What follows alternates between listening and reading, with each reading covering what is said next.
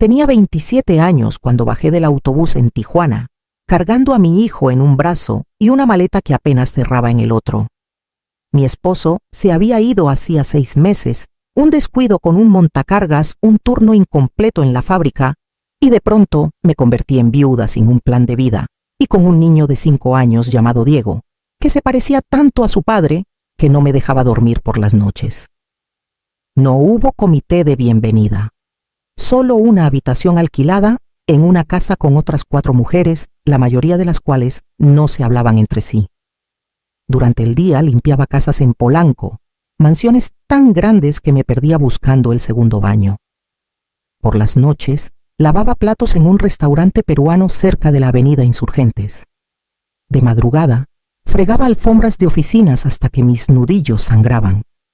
Apenas veía a Diego, pero cada día guardaba un peso en una caja de lata bajo el colchón y le susurraba una promesa mientras dormía: un día esta no será nuestra vida. Nunca me volví a casar. No porque no me lo pidieran, varios lo hicieron, casi siempre hombres que veían mi silencio como dulzura o mi ética de trabajo como devoción. Pero tomé una decisión desde el principio: el amor no iba a criar a mi hijo, el propósito sí. Escuchaba cuando las mujeres para las que trabajaba olvidaban que estaba en la habitación. Aprendí que el dinero de verdad no se guarda en cuentas de ahorros, se mueve en propiedades y en el momento justo del mercado. Hice preguntas discretas, a veces fingiendo no entender para que siguieran hablando. Aprendí la diferencia entre patrimonio y deuda antes de que pudiera pronunciarlas en español perfecto. 4 años después había ahorrado $22,000. Lo usé para comprar un motel de carretera en Ensenada de esos, con luces parpadeantes y cortinas con moho. Nadie confiaba en él. Pero yo lo limpié con cloro hasta el último rincón, pinté cada puerta, reemplacé cada grifo oxidado y lo abrí como Casa Esperanza. Nuestra primera clienta fue una pareja de Guadalajara que se quedó porque todo lo demás estaba reservado. Dejaron una reseña de 5 estrellas. Los huéspedes llegaron de a poco y luego en tropel. Desde ese motel crecí. Reinvertí todo, nunca compré zapatos nuevos, nunca tomé vacaciones. Para cuando Diego entró a la secundaria tenía 3 propiedades. Para cuando se graduó de la universidad tenía 5. Todas pequeñas, todas rentables, todas manejadas por mujeres como yo, madres inmigrantes luchadoras de turnos nocturnos. La gente me llamó un ejemplo de éxito. No veían los callos en mis manos. No veían las revisiones de cuentas a las 3 de la mañana, las noches que dormí en almacenes cuando las reservaciones estaban al tope. Pero Diego sí lo veía. O al menos eso creía. Solía decir: algún día lo manejaremos juntos, mamá. Y me aferré a esa frase como si fuera un evangelio. Construí mi mundo alrededor de ella, alrededor de él. Cuando volvió de la universidad, pensé que por fin había llegado el momento. Diego siempre tuvo algo en los ojos que no reconocía en otros niños: una calma, un hambre, como si entendiera que el mundo no le debía nada y que tendría que ganarse cada centímetro. Leía desde pequeño, hacía preguntas que no siempre sabía responder y memorizaba libros enteros en una sola noche. Sus maestros lo llamaban talentoso. Yo lo llamaba mío. Cuando entró a la secundaria, ya había decidido que sería ingeniero.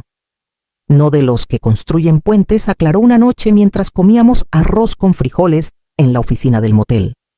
De los que construyen sistemas, sistemas de negocios.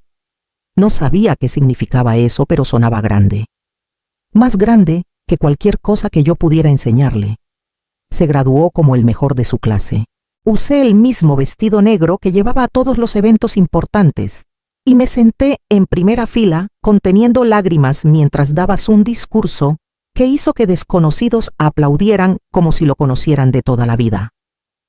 Mi madre construyó un negocio de la nada, dijo. Me dio todo sin pedir nada a cambio. Este diploma también es suyo. No recuerdo mucho después de eso, solo el latido de mi propio corazón.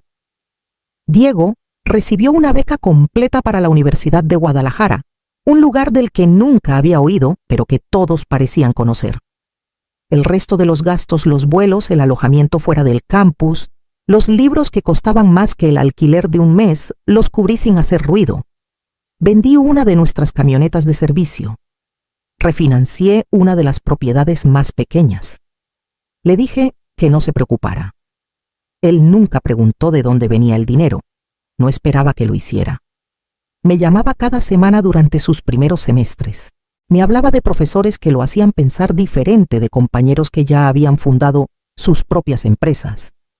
Algún día manejaremos los moteles juntos, mamá decía siempre. Y yo le creía. Cada palabra.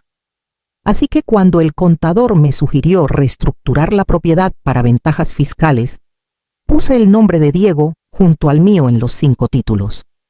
Se sentía correcto. Había crecido doblando toallas conmigo los fines de semana, memorizando sistemas de reservaciones antes de álgebra. Esos moteles no eran solo míos, eran su herencia. En su último año, lo invitaron a hablar en una conferencia regional sobre tecnología hotelera. Voy a presentar ideas para agilizar los registros, me dijo con los ojos brillando. Si funciona, podríamos probarlo en Casa Marisol. Horneé sus empanadas favoritas y las llevé a su suite en un hotel del centro la noche anterior. Apenas levantó la vista de su computadora. Cuando llegó la graduación, le compré un traje a medida y reservé la azotea de uno de nuestros moteles para la fiesta posterior. Esa noche, mientras lo veía reír con amigos de mundos que yo nunca había pisado, me di cuenta de algo que no estaba lista para admitir. Diego ya no era solo mi niño. Se estaba convirtiendo en el hombre de alguien más. Y cuando me presentó a Valeria Montes el mes siguiente, supe que el cambio ya había comenzado. Entró con un abrigo color crema, que sabía que costaba más que mi coche. Sus tacones resonaban contra el piso como si fueran signos de puntuación, y su sonrisa era perfectamente calculada lo suficiente para parecer cortés, pero no cálida. La voz de Diego sonó demasiado alta cuando dijo: «Mamá, esta es Valeria». Me dio un beso rápido en la mejilla, casi como un trámite, y se hizo a un lado para que ella extendiera la mano. Su agarre era suave, pero distante como si hubiera pasado la vida evitando los callos. «Un placer conocerte, señora Salazar», dijo, pronunciando cada palabra con cuidado, como hacen las personas que no están acostumbradas a hablar con alguien como yo. «Llámame Celestina», respondí sonriendo. «Señora Salazar era mi esposo». «Oh», dijo, deteniéndose justo lo suficiente para que el momento se sintiera incómodo. «Claro. Diego me contó que has tenido un camino interesante, limpiando casas, manejando moteles. Debe haber sido una experiencia que forja carácter». Diego soltó una risa nerviosa. «Valeria solo quiere decir que admira tu esfuerzo». No le di importancia. Había sobrevivido a cosas peores que un desprecio disfrazado. Pero la observé mientras miraba la habitación, las fotos de Diego con su uniforme de primaria, las decoraciones modestas que había recolectado de mercados de segunda mano y ventas de excedentes de hoteles. Su mirada era clínica, no cruel pero fría. Le ofrecí café. Lo rechazó. Se quedaron 1 hora. Habló de crecer en un rancho en Querétaro, de un internado en Suiza, de su interés en consultoría filantrópica. Preguntó si alguna vez había considerado cambiar la imagen de los moteles por una más moderna. Diego la miraba orgulloso, enamorado. Cuando se fueron, él me dio otro beso más breve esta vez y prometió que volverían a cenar la siguiente semana. No lo hicieron. En los meses siguientes, Diego comenzó a cambiar de formas que no podía describir. Empezó a usar trajes para desayunar en domingo. Corrigió mi pronunciación de etiquetas de vino francés. Cuando le pedí que pasara por Casa Esperanza para revisar un plan de remodelación, dijo que estaba muy ocupado. «Valeria y yo tenemos un fin de semana en Valle de Guadalupe», dijo casi como disculpándose, pero revisaré el reporte después. Ella vino una vez más. Trajo una botella de algo que no podía pronunciar y no la abrió. para tu colección, dijo dejándola en mi mostrador como si perteneciera a otro lugar. Nunca preguntó por mi trabajo. No preguntó por Diego de niño. Preguntó si habíamos considerado instalar cerraduras digitales en todas las propiedades. Más tarde, cuando mencioné su frialdad, a Diego suspiró. No está acostumbrada a este tipo de ambiente. Dale tiempo. El tiempo no cambió nada. Diego dejó de invitarme a eventos públicos. Cuando pregunté por qué no me habían invitado a la cena de inversionistas que organizó en la propiedad de La Paz, dijo: ¿Sabes cómo es Valeria? Se pone incómoda cuando hay demasiada gente que no conoce. Demasiada gente. Ahora yo era demasiada gente. Empezó a referirse a los moteles como activos más que como hogares. Insistió en cambios que no entendía. Hay que evolucionar, mamá. Construiste algo hermoso, pero el mercado ahora es diferente. Me encontré asintiendo en reuniones, tomando notas en las que no creía. Ya no pedía manejar las cosas juntos. Me pedía que me apartara. La última vez que vino Valeria, entró directo a la cocina y le dijo a una de mis cocineras que el emplatado estaba mal. No me miró al decirlo. Diego no dijo nada. Y cuando anunciaron su compromiso esa noche ya sabía qué tipo de boda sería. La boda estaba programada para finales de primavera en La Estrella, el más lujoso de mis moteles. Me tomó 10 años y un ejército de contratistas transformar ese cascarón roto en la joya de mi corona. Pisos de mármol, candelabros de cristal. Una terraza con vista a la bahía fue donde organicé mi primera gala importante, donde Diego dio su discurso de pasantía a los 18 y donde siempre imaginé verlo casarse. Me imaginaba en primera fila, con un vestido azul marino, tomando su brazo, mientras caminaba al altar, escuchando a alguien susurrar: «Esa es su madre. Ella construyó todo esto». 2 semanas antes de la ceremonia, Valeria llamó para revisar logística. Fue amable de esa manera que hace que te duelan los dientes. Educada, pulida, indiferente. Celestina quería preguntarte si estarías dispuesta a ayudar a coordinar al personal el día de la boda. Dijo con un tono ligero, como si hablara del menú. Solo para asegurarte de que todo fluya bien. Nadie conoce el lugar como tú. Parpadeé. ¿Quieres que supervise a mis propios empleados en mi motel? Durante la boda de mi hijo rió como si hubiera hecho un chiste. Significaría muchísimo para nosotros. Es solo que algunos de nuestros invitados donadores, colegas de la firma de mi padre, están acostumbrados a cierto nivel de coordinación. Y tú eres tan buena con los detalles. Le dije que lo pensaría, aunque ya sabía que no diría que sí. Pero cuando se lo mencioné a Diego, esa noche no dudó. Valeria solo está nerviosa, dijo. ¿Sabes cómo es? Sé cómo me trata. Suspiró. Mamá, este es nuestro día. Puedes no hacerlo más difícil de lo que ya es. La mañana de la boda, llegué temprano con mi vestido hecho a medida de seda, con cintura ajustada y escote discreto. Me peiné, me maquillé con sutileza, pero con elegancia. Quería parecer alguien que pertenecía. Revisé el catering, las flores, la iluminación. Todo brillaba. Cada mantel estaba planchado, cada plato alineado. Me quedé en el pasillo fuera de la suite nupcial esperando ver a mi hijo. Mónica, la coordinadora de la boda, se acercó. Señora Salazar, dijo con una tabla en la mano. Valentina, quiero decir Valeria, pidió que supervises el servicio durante la ceremonia. Solo quiere asegurarse de que el tiempo sea exacto. Sentí un nudo en el estómago. ¿Quiere que me pierda la ceremonia? Es solo por el ritmo, dijo. Dijo que es la mejor manera en que puedes ayudar. Miré a Diego cuando salió de la suite de los padrinos ajustándose la corbata. Sus ojos se encontraron con los míos por un segundo antes de desviarse. ¿De verdad vas a dejar que haga esto?, le pregunté. Parecía cansado. Algunos de su familia no entienden nuestro pasado. Es más fácil así. Por favor, mamá. Es algo pequeño. Asentí lentamente. Algo pequeño. Fui a la cocina, me puse un delantal sobre el vestido y comencé a dirigir bandejas. Cuando la música empezó, me quedé junto a la ventana de servicio y escuché a mi hijo casarse con una mujer que no podía mirarme a los ojos. Durante la hora del cóctel, llevé canapés entre la multitud. Una mujer me llamó con un movimiento de la mano y dijo que su copa de vino estaba vacía. Un hombre en smoking chasqueó los dedos cuando quiso más camarones. Un invitado me entregó una servilleta y me pidió que limpiara un derrame. Nadie me reconoció. O peor, lo hicieron y fingieron que no. Era invisible. Igual que cuando limpiaba casas sin nombres en los buzones. Pero esta vez era mi motel, mi piso, mi hijo.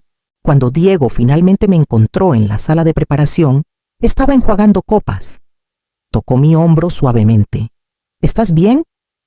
Me giré hacia él con las manos húmedas, los ojos secos. Claro, dije. Todo está saliendo perfecto. Intentó decir algo más, pero yo ya me estaba yendo. No había nada más que explicar. Esa noche me quedé mucho después de que los invitados se fueron. Me quité el delantal, lo doblé cuidadosamente y me senté sola en mi oficina con las luces apagadas. Pensé en cada turno, cada peso, cada comida olvidada. Y luego tomé el teléfono y llamé a Arturo Méndez. No dormí esa noche. Me senté en la misma silla de cuero donde Diego se acurrucaba de niño mientras conciliaba los libros, donde dibujaba logotipos de moteles con crayones en papel de borrador, donde soñábamos en voz alta sobre nuestro futuro. Pero en algún momento ese sueño dejó de pertenecernos a los dos.